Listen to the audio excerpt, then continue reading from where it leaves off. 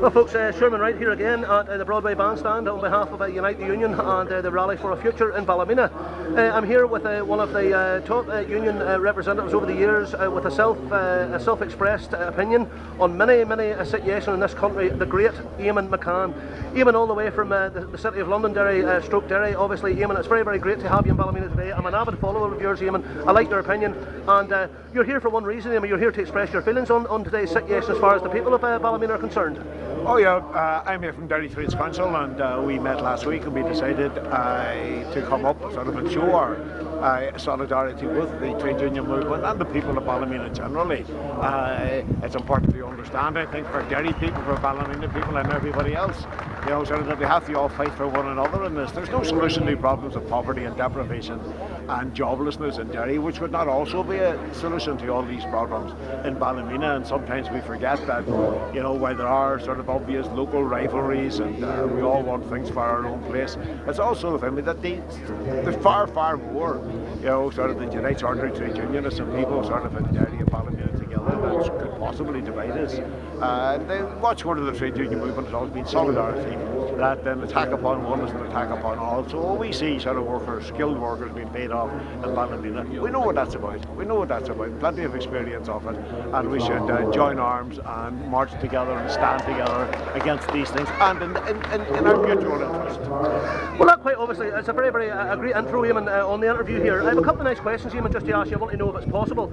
Do you feel that Stormont can offer any meaningful assurance that will deliver a structure to therefore foster maybe perhaps small businesses, support education, perhaps retrain a workforce for the affected block which is in our community at this moment in time? Oh, I think there's a lot more could be done, I really do, and I think that, you know, the Stormont needs to be more imaginative, and also that it must try to begin to look at things. The Stormont sometimes seems to think that he gives you the impression that what's going on there is sort of that at least there's no war on, but there's peaceful competitions between, let's say, the two communities. Well, that's not good enough because the communities, there's no difference between the ordinary people of each of the communities. Let me give you an example. I mean, I think we've got a big housing problem right across the north, in all parts of the north. Now, what we need is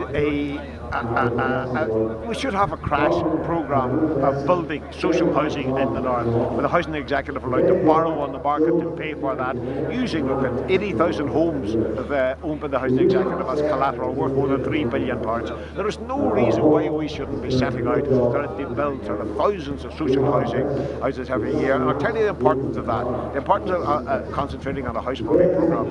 You're building houses, you employ glaziers, you're employing chippies, you're employing sparks, you're employing plumbers, you're employing roofers, you're employing sort of a whole range of skills which are actually being destroyed, sort of forgotten about, and reskilling our community, not only in the high-end technological but sort of in terms of trades, of the ordinary trades, things that have built this country on, and built this city on. Sort of, it's important to do a lot more could be done about that.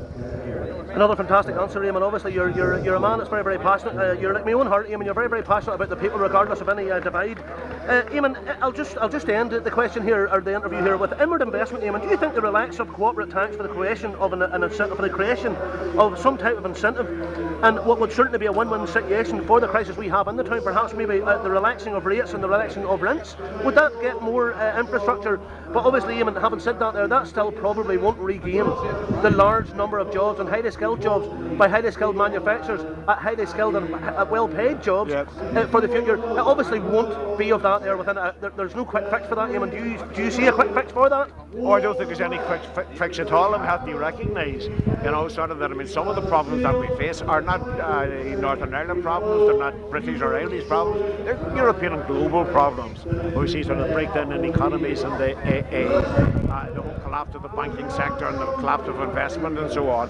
We have to be honest and say there's not an awful lot that we can do about that in Derry or Ballymena or anywhere else, but what we can do, we should do what we can. I mean, those things that we can do should be done, and as I say, there are things that Stormont could do to ease the situation, but I mean, there are broader questions that arise, sort of the need for ordinary people to stand together, not just Ballymena and Derry, but Boston, Bangladesh and everywhere else. You know, we live in a global economy, so we kind of all at the same time fight our own corner. We should do that. you fight for your own people first. You fight your own corner. But as well as that and beyond that, we have to be part of a fight against exploitation, and oppression all over the world.